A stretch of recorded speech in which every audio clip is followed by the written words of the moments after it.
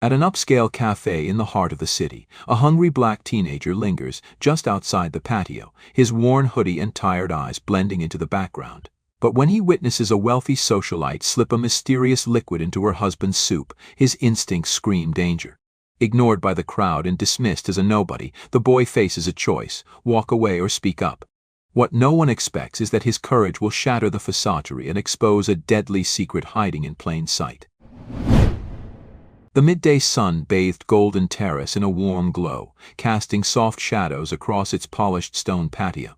Nestled within Rosewood Park, the cafe exuded an air of elegance, its wrought iron tables adorned with crisp white linens and crystal glasses that sparkled under the light.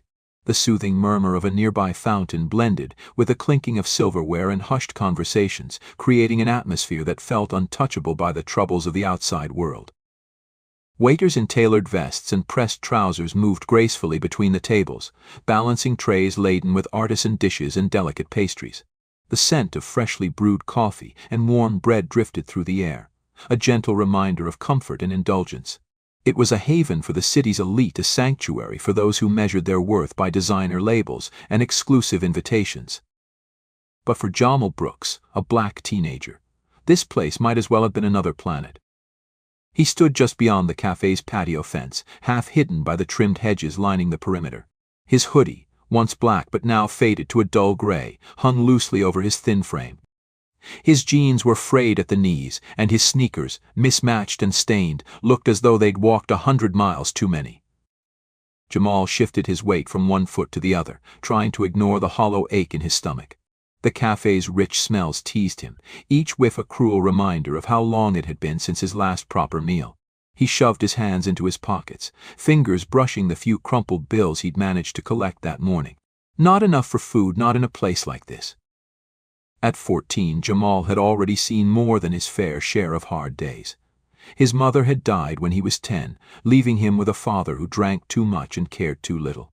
By the time he turned 12, he'd been on his own, sleeping in shelters or under bridges, surviving on scraps and luck. But despite it all, Jamal had learned to observe, to watch people, to read their movements and intentions. It was how he stayed alive, and today that habit would prove more valuable than he could have ever imagined. At the cafe's center, seated at a table draped in pristine linen, was Richard Hale. Even among the well-dressed crowd, he stood out, a man whose presence commanded attention. His tailored navy blue suit fit perfectly, and his silver hair was neatly combed back, complementing the sharp angles of his face. Behind the gold-rimmed glasses perched on his nose, his eyes carried the weight of years spent building and defending an empire. Richard Hale wasn't just wealthy, he was powerful. The kind of man whose name appeared in headlines and who moved through the world as though he owned it. But today he didn't look invincible. His shoulders sagged ever so slightly, and he moved with the deliberate caution of someone trying to mask fatigue. He adjusted his glasses and glanced at his phone, his brow furrowing, as if the messages he read only added to his exhaustion. Across from him sat Elena Hale, the very picture of sophistication. Her long, dark hair cascaded in glossy waves over her shoulders, and her red dress clung to her figure like it had been tailored for her alone. Diamond earrings sparkled at her ears, and a matching bracelet caught the sunlight as she reached for her glass of sparkling water. Elena looked every bit the trophy wife, her smile polished and practiced, but her eyes told a different story. They darted toward Richard's phone, then back to her plate, betraying a nervous energy that didn't match the calm she projected. Jamal's gaze lingered on the couple. He couldn't explain why, but something about them felt wrong. It wasn't the way they looked, they were perfect, flawless even. It was the way they sat together, close enough to share a table, yet miles apart in everything else. Richard barely glanced at Elena, and she seemed more focused on her reflection in the polished silverware than on her husband. Jamal might have turned away then, might have left them to their world of designer clothes and three-course lunches, but something caught his eye. Elena's hand slipped into her handbag, her fingers moving with practiced precision. She pulled out a small glass vial, no larger than a travel-size perfume bottle. Jamal squinted, his stomach flipping as he watched her twist the cap and tilt the vial over Richard's bowl of soup. The liquid, clear and unremarkable, disappeared into the creamy broth without a trace. Jamal's breath caught. He froze, his mind racing to make sense of what he'd just seen. Was it medicine? Some sort of seasoning? But no, her movements had been too careful, too secretive. And then came her words. Elena leaned forward, her voice low but sharp enough to reach Jamal's ears. After all the trouble I've gone through, you won't ruin this now. Richard didn't seem to hear her. He was still staring at his phone, distracted, oblivious to the danger sitting inches from his lips. Jamal's heart pounded. He looked around, but no one else seemed to notice. The waiters glided past without so much as a glance, and the other diners were too absorbed in their own conversations to care. For a moment, Jamal hesitated. What if he was wrong? What if he said something and embarrassed himself, or worse, got arrested? People like him didn't belong in places like this. They didn't get the benefit of the doubt. But then he looked at Richard again, older, slower, completely unaware. And Jamal made his decision. He pushed past the low hedge and strode toward the table, his legs trembling but his resolve solid. Voices murmured as people noticed him, but he didn't stop. When he reached the edge of the table, his voice came out louder than he expected. Don't eat that. The cafe fell silent. Forks clattered against plates. Heads turned. Richard froze, his spoon hovering just above the bowl. His eyes snapped to Jamal, wide with confusion. Elena's expression hardened, her hand tightening around the edge of the table. What the hell do you think you're doing? She snapped, her voice sharp and cutting. Jamal didn't flinch. She put something in your soup, he said, his voice shaking but clear. I saw her. For a long moment, no one moved. The entire cafe seemed to hold its breath, caught between disbelief and curiosity. And then Richard set his spoon down. Slowly, deliberately. Elena, he said, his voice low but steady. What is he talking about? The stage was set. The truth was about to unravel. And Jamal, hungry, scared, and completely out of place, had just started something no one in that cafe would ever forget. Richard's hand trembled slightly as he set the spoon down beside the bowl. His sharp, calculating eyes flicked from Jamal to Elena, searching for answers in the tension that thickened the air around them. The clinking of silverware and quiet hum of conversation had vanished, replaced by an uneasy silence. Every pair of eyes in the cafe was fixed on their table. Jamal stood rigid, his heart pounding so loudly he swore it echoed in his ears. Sweat beaded at the back of his neck, but he didn't step back. He had made his move. Now he had to stand by it. Who are you? Richard's voice, though calm, carried the weight of authority. It wasn't a casual question, it was an interrogation. Jamal swallowed, but his voice didn't waver. My name's Jamal, he said quickly. I saw her. He pointed at Elena, his finger trembling but firm. She poured something into your soup. I saw her do it when you weren't looking. Elena shot up from her seat, her chair scraping against the stone floor with an ear-piercing screech. This is absurd, she hissed, her face flushed. Are you seriously listening to this? She turned toward the gathering crowd, arms raised as if rallying support. Look at him. He's just some street kid trying to stir up trouble. He probably wants money. Jamal flinched at her words, but he didn't back down. I don't want your money, he said, louder this time. I just don't want you to die. His voice cracked, raw with desperation. Richard's eyes narrowed. He looked from Elena to Jamal again, weighing their words. Years of business deals and boardroom battles had honed his instincts, and something in the boy's voice rang true.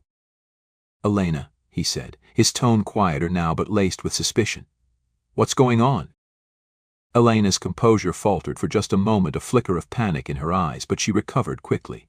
I can't believe you're even asking me that, she said, her voice sharp and defensive. He's lying, Richard.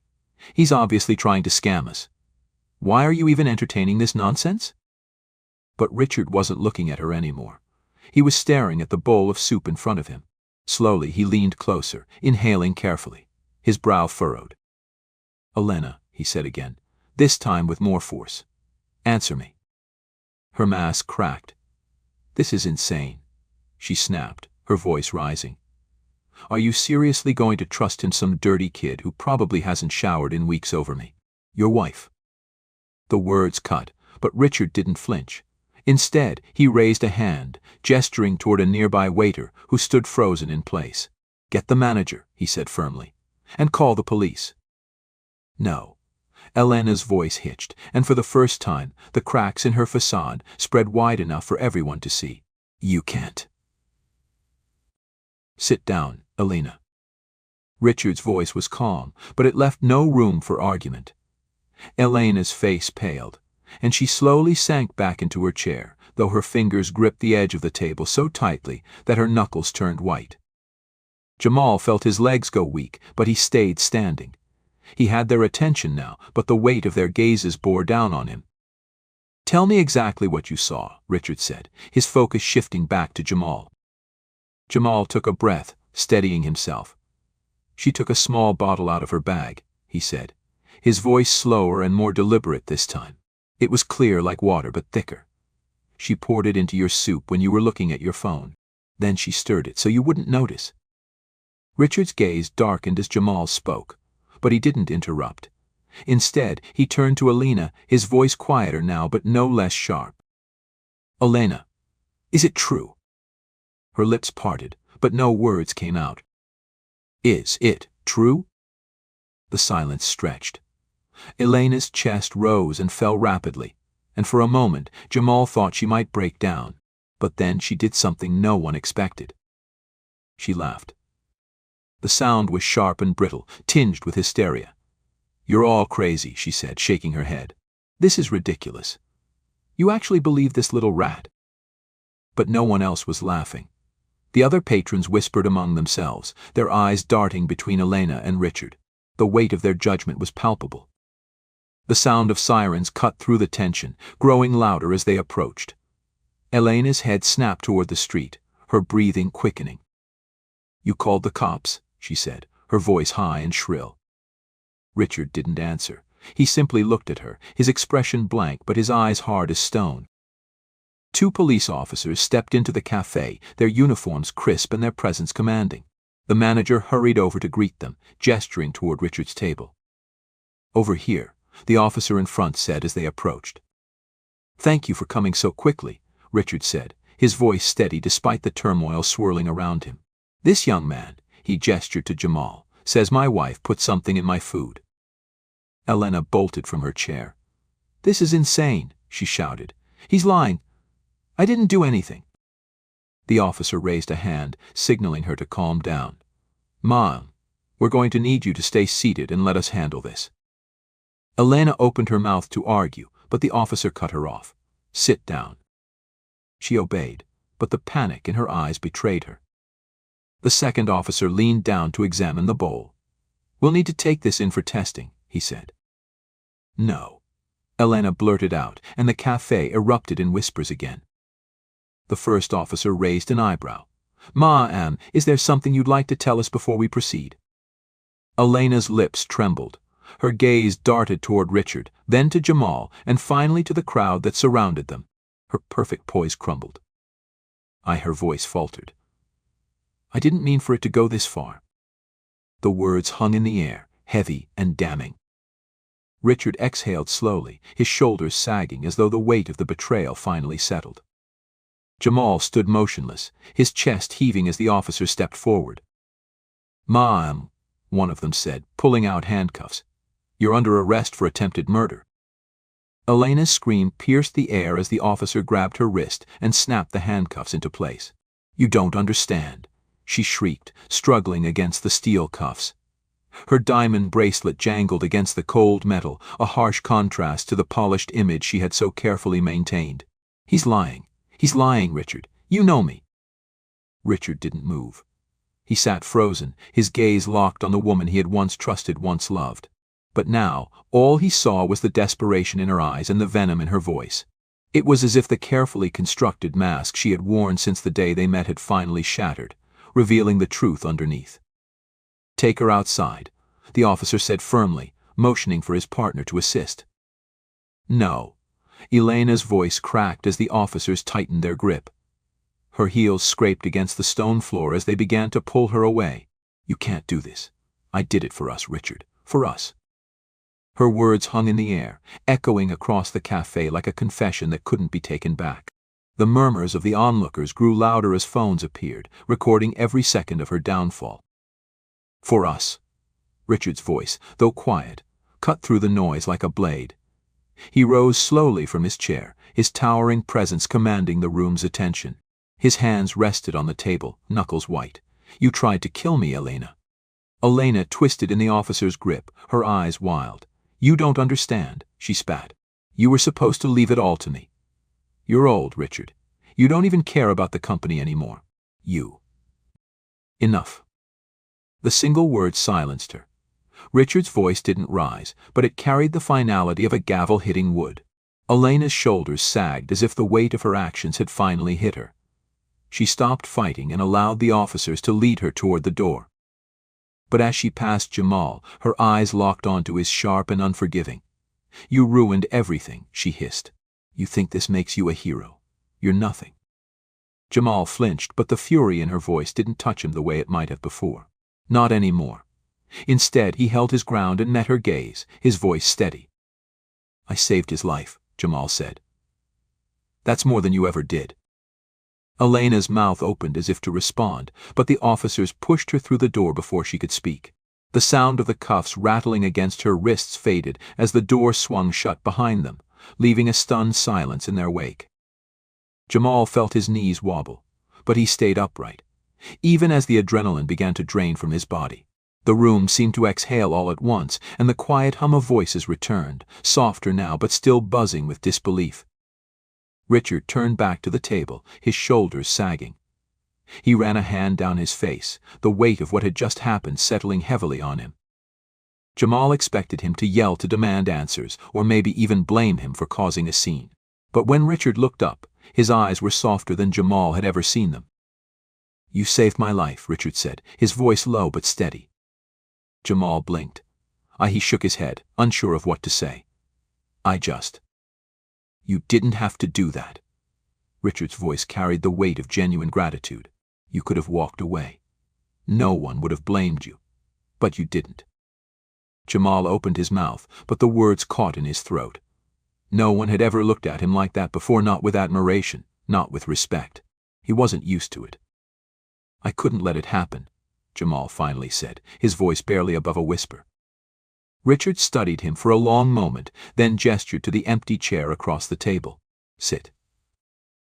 Jamal hesitated, glancing around at the other patrons who were still staring. But something in Richard's tone made it clear this wasn't a request. Carefully, Jamal pulled out the chair and sat down, his hands fidgeting in his lap. Richard leaned back, exhaling slowly. "Tell me, Jamal, how long have you been living like this?" Jamal's shoulders tensed. "Like what?"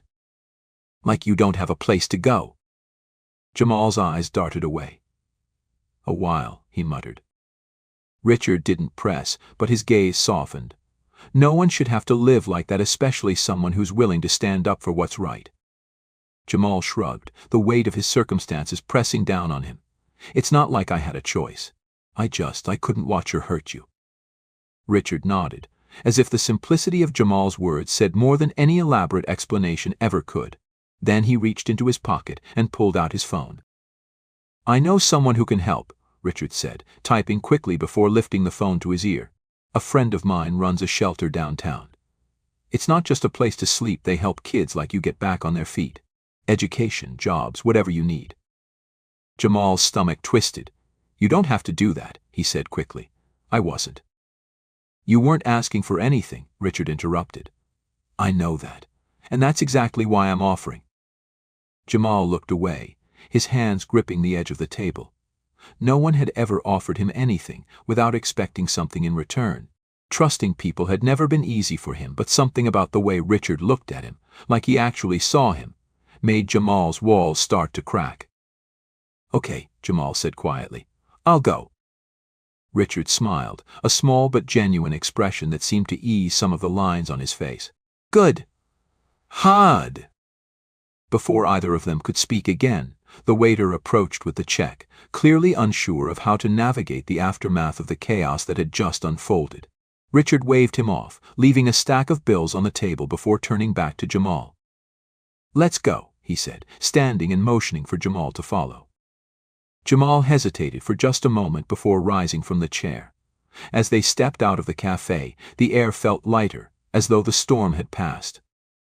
For the first time in years, Jamal didn't feel invisible, and as he walked beside Richard, he let himself believe just for a moment that maybe, just maybe, his life was about to change. Jamal followed Richard out of the cafe, his shoulders hunched and hands stuffed into the pockets of his worn hoodie. The noise of the crowd inside faded as the glass doors swung shut behind them. But Jamal still felt their eyes burning into his back. For the first time in his life, he wasn't invisible, and yet he wasn't sure if that was a good thing. The afternoon sun had shifted, casting long shadows across the cobblestone path that wound through Rosewood Park. The fountain nearby gurgled softly, its rhythmic splashes filling the silence between them. Jamal kept his gaze fixed on the ground, his scuffed sneakers brushing against fallen leaves as he walked. Beside him, Richard Hale strode with purpose. Even after the chaos inside, he carried himself like a man who owned the world, or at least had built enough of it to act like he did. But Jamal noticed the slight tremor in Richard's hands, the way his breathing seemed just a little too controlled, like he was trying to hold himself together. "You okay?" Jamal asked quietly, surprising even himself with the question. Richard paused mid-step, glancing at Jamal with a flicker of surprise before letting out a dry chuckle. "I should be asking you that," he said, running a hand through his silver hair. Jamal shrugged. "I'm used to people yelling at me." Richard's lips pressed into a thin line. "That doesn't make it right." He stopped walking and turned to face Jamal, his sharp eyes softening just enough to make the boy uncomfortable. "You shouldn't have had to step in like that. I didn't see what was happening, but you did, and you did something about it." Jamal shifted his weight. "Anyone would have." "No, they wouldn't." Richard's voice was firm. "Most people would have looked the other way, especially in your position. But you didn't." Jamal didn't know how to respond to that, so he just stared at the ground. Richard exhaled and gestured toward a nearby bench under the shade of a tree. "Let's sit." Jamal hesitated but eventually followed, sinking into the seat and stretching out his legs. Richard sat beside him, but the space between them felt deliberate, respectful, rather than intimidating. For a moment, neither of them spoke. Jamal traced patterns on the stone path with the toe of his sneaker while Richard gazed at the fountain, his expression unreadable. Finally, Richard broke the silence. "I didn't see it," he said, almost to himself. "I had no idea what she was capable of." Jamal looked up, unsure if he was supposed to say something. Richard didn't seem to notice. "I thought we were happy," he continued, his voice quieter now. "She was God, she was perfect. Or at least I thought she was." He rubbed his temples, as if trying to erase the memory of Elena's voice echoing through the cafe. "But somewhere along the way I stopped paying attention." Jamal frowned. "You couldn't have known." "Maybe not." Richard turned to face him. "But I should have." He paused, his gaze searching Jamal's. "You saw something no one else did today, including me. How?" Jamal hesitated, unsure how to explain it without sounding crazy. "I watch people," he said finally. "It's how I stay safe. You can tell a lot about someone if you pay attention to the little things, the way they move, what they look at, what they hide." Richard studied him for a moment, then nodded slowly. "That's smart." Jamal blinked. "It's not smart. It's survival." The words hung in the air between them. Richard seemed to weigh them carefully before leaning back against the bench. "You shouldn't have to live like that," he said after a moment. Jamal stiffened. "I can handle myself." "I don't doubt that," Richard said, a faint smile tugging at the corner of his mouth. "But you shouldn't have to." Jamal looked away, but Richard didn't press him. Instead, he reached into his pocket and pulled out his phone again. "Let me make a call." Jamal's stomach tightened. "To who?" "To someone who can help," Richard said simply. He held up a hand before Jamal could protest. "Not out of pity. You earned this, Jamal. You earned my trust and my respect." The words hit Jamal harder than he expected. He didn't trust easily, but there was something about the way Richard said it that felt real, like he meant it. Jamal shifted uncomfortably, still unsure if he should let himself hope for something better. What if it doesn't work out? "Then we'll figure something else out." Richard's voice left no room for doubt. "You're not alone in this anymore." The words hung there, heavy with meaning. For the first time in years, Jamal felt the faintest flicker of relief. Richard stood and gestured for Jamal to follow. "Come on," I want to introduce you to someone." Jamal hesitated but rose to his feet, following Richard as he led him toward the edge of the park. As they walked, Jamal stole one last glance back at the cafe. The crowd had thinned, but a few lingering patrons still stared after them, whispering and pointing. He felt the weight of their curiosity but forced himself to look forward. Today had changed something, maybe everything.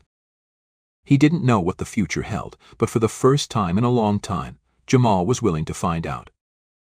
Jamal followed Richard down the shaded path that led out of Rosewood Park, his footsteps hesitant but steady. The weight of everything that had happened still clung to him, as if stepping away from the cafe's polished world would somehow make it all unravel. He kept glancing back, half expecting Alina to burst through the doors, screaming accusations and clawing for control. But the cafe remained as still as the fountain beside it, quiet and contained, as though the chaos had never happened. Richard, on the other hand, walked with the steady determination of a man who had made up his mind. His phone was pressed to his ear, his voice low but authoritative as he spoke to someone Jamal couldn't hear. Jamal's fingers twitched in his pockets, brushing against the frayed seams of his hoodie. Part of him wanted to bolt, to vanish before whatever promises Richard was making became too real to back out of. But another part, the part that had fought to speak up, that had refused to look away when it mattered most, kept him rooted to the spot. Richard ended the call and slipped the phone back into his pocket. "They're expecting us," he said, glancing at Jamal. "It's just a few blocks from here." Jamal's stomach churned. "Who's they?"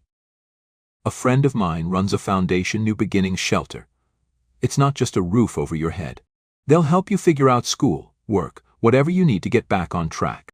Richard paused, then added, "No strings attached." Jamal bristled instinctively. "I don't need charity." "It's not charity," Richard replied firmly. "It's a fresh start, and you've earned it." Jamal's lips pressed together, his defenses flaring despite himself. "I don't know how to do any of that. School, jobs, none of it." "You didn't know how to do what you did today either," Richard countered, "but you did it anyway." Jamal looked away, the words settling uncomfortably in his chest. No one had ever talked to him like that before, like he was someone worth believing in. It scared him more than he wanted to admit.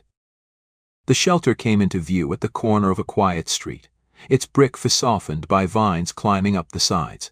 A small sign above the entrance read "New Beginnings" in clean, hopeful lettering. Jamal slowed as they approached the door, his pulse quickening. Richard stopped and turned to face him. "You don't have to do this," he said, his voice calm but steady. "But I think you should." Jamal looked up at the building, his eyes scanning the windows and the warm light glowing from inside. He didn't know what waited for him on the other side of that door, but he knew what waited if he turned back: cold nights, empty stomachs, and people who looked past him like he wasn't even there. He took a breath and stepped forward. Inside, the air was warmer than Jamal expected, carrying the faint scent of coffee and clean linen. The lobby was small but inviting, with worn couches and a table stacked with books. A woman behind the desk looked up and smiled. "Mr. Hale?" she asked, standing as Richard approached. "Yes," Richard said, gesturing toward Jamal. "This is Jamal Brooks. I told you about him." Her smile widened. "Hi, Jamal. I'm Tessa, the director here. We're really glad you're here." Jamal shifted nervously, his eyes darting around the room. Hi," he mumbled, his voice barely above a whisper. Tessa didn't miss a beat. "Don't worry," she said gently. "We'll take things one step at a time."